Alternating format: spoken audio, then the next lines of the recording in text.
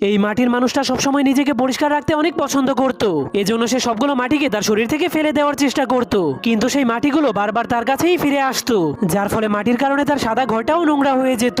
এজন্য সে তার ঘরটাকে পরিষ্কার করার জন্য সেই মাটিগুলো মোছার চেষ্টা করলে তার ঘরটা আরো বেশি নোংরা হয়ে যায়। তখন তার মাটির হাতগুলোকে দেখার পর মাটির লোকটা ভাবতে শুরু করে, যদি আমার কাছে এক বালতি পানি এবং হাতের গ্লাভস থাকতো তাহলে আমি আমার ঘরটাকে অনেক সুন্দর করে পরিষ্কার করতে পারতাম। কিন্তু তখনই লোকটা দেখতে পায় তার ঘরের মধ্যে একটা বক্স চলে এসেছে। এরপর সে ওই বক্সের ভেতর থেকে হাতের গ্লাভস এবং এক বালতি পানি নিয়ে তার ঘরটাকে পরিষ্কার করতে শুরু করে দেয়। কিন্তু তার ফ্লোরে আবারও ময়লা লেগে যাবে এই ভয়ে সে ধীরে ধীরে পিছাতে শুরু করে দেয়। এর কয়েক মিনিট পর তার পুরো ঘরটাই পরিষ্কার হয়ে যায়, কিন্তু সে হাঁটতে গেলেই তার ঘরটা আবারও ময়লা হয়ে যাবে। এজন্য সে ভাবতে শুরু করে, যদি তার কাপড়ের জুতা থাকতো তাহলে তার ঘরটা আর নোংরা হতো না। যা ভাবার পরেই সেখানে আবারও একটা জুতার বক্স চলে আসে।